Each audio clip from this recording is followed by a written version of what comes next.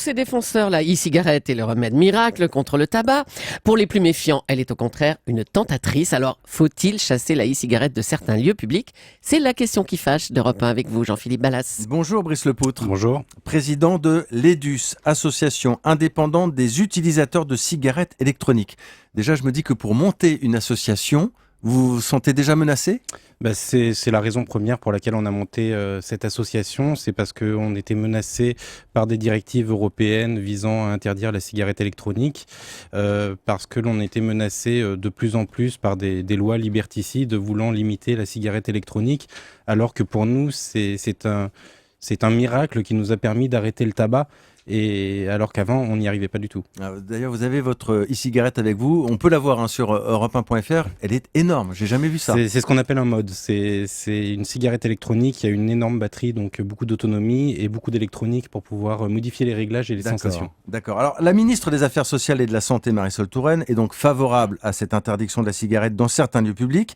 On a posé la question à nos éditeurs sur le site europe1.fr et on s'aperçoit ce matin que c'est un sujet très clivant. On est quasiment sur du 50-50. Je crois que c'était 49% contre l'interdiction. Ça vous étonne que les Français soient aussi partagés ? Alors, ça ne m'étonne pas que les Français soient autant partagés à cause de tout ce que l'on entend de la part des politiques ou dans les médias où on a tendance à diaboliser la cigarette électronique en faisant mettre un doute dessus, en laissant entendre qu'elle pourrait être dangereuse, qu'elle pourrait être cancérigène. Aujourd'hui, les études montrent que la cigarette électronique... Il n'y a pas d'études très précises encore. Il y a près de 150 études qui ont été publiées, qui sont très précises et qui montrent au contraire qu'aujourd'hui, si on classe les produits dans l'ordre de dangerosité, vous avez le tabac, vous avez l'alcool, vous avez le sucre, la cigarette électronique viendrait encore en dessous.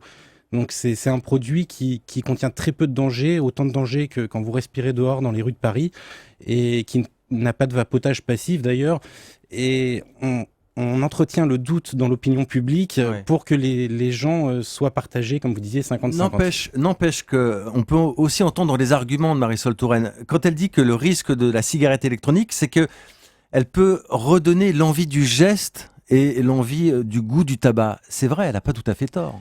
Alors, elle n'a pas tout à fait tort, mais elle peut aussi donner l'envie à des fumeurs de tabac de passer à la cigarette électronique. Et ça, faut pas oublier ce point-là. Aujourd'hui, la cigarette électronique a permis un énorme recul du tabac. Les chiffres sont tombés en début d'année. Le tabac a reculé de manière drastique. Alors j'ai quelques chiffres. On a 1,5 million de consommateurs en France actuellement et on nous dit qu'il y a une baisse significative de la vente de cigarettes, moins 8% au mois de mars. Tout à fait. C'est votre meilleure pub aujourd'hui. Qui correspond aux 8% de vapoteurs en plus qu'il y a eu. Alors, on pense aussi à l'incitation pour les plus jeunes, parce que si vous dites que c'est pas dangereux la cigarette électronique, il y a des jeunes qui vont s'y mettre, et puis eux, ils risquent de passer à la vraie cigarette après.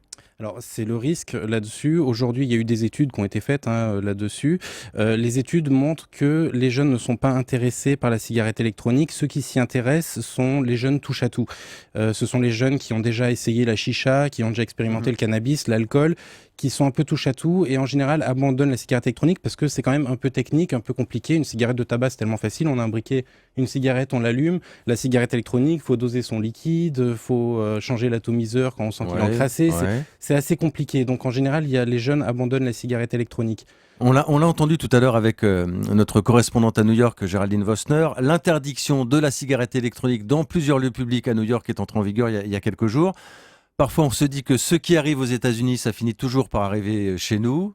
Ça vous fait peur ? Ça nous fait peur. On espère qu'on ne va pas copier encore une fois les États-Unis. Les États-Unis, là-dessus, ont pris une mesure radicale qui va entraîner malheureusement le retour au tabac de nombreux vapoteurs qui avaient réussi à arrêter le tabac. C'est un point qu'on constate dans les entreprises qui ont interdit la cigarette électronique au sein de l'entreprise. Les vapoteurs sont obligés de redescendre parmi les fumeurs de tabac et souvent, malheureusement, ils replongent dans le tabac. Il n'y a pas des risques de dérive. Moi, j'imagine une entreprise, on va se mettre à sortir la cigarette électronique dans l'ascenseur ou des profs en cours vont sortir aussi leur cigarette électronique devant les élèves. Dans l'ascenseur, je vous dirais, il n'y a pas d'odeur, il n'y a pas de vapotage passif, pas gênant. En cours, par contre, je soutiens Marisol Touraine, mais ça fait partie du bon sens. Un professeur de maths ne va pas manger une pizza 4 fromages pendant qu'il donne son cours. ce même professeur de maths n'a pas à vapoter devant ses élèves.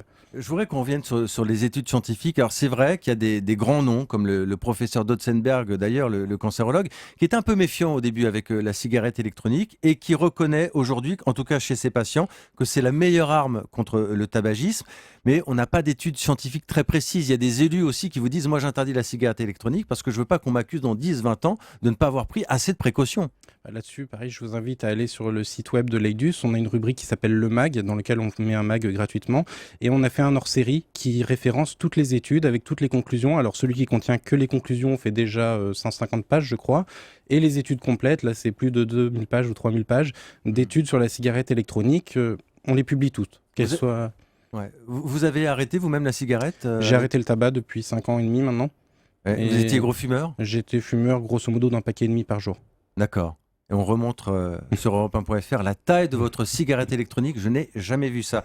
Merci beaucoup, Brice Lepoutre. Merci à vous. Président de l'association indépendante des utilisateurs de cigarettes électroniques. Et vous pouvez continuer à voter sur notre site Europe1.fr pour ou contre l'interdiction de la e-cigarette dans certains lieux publics. Merci.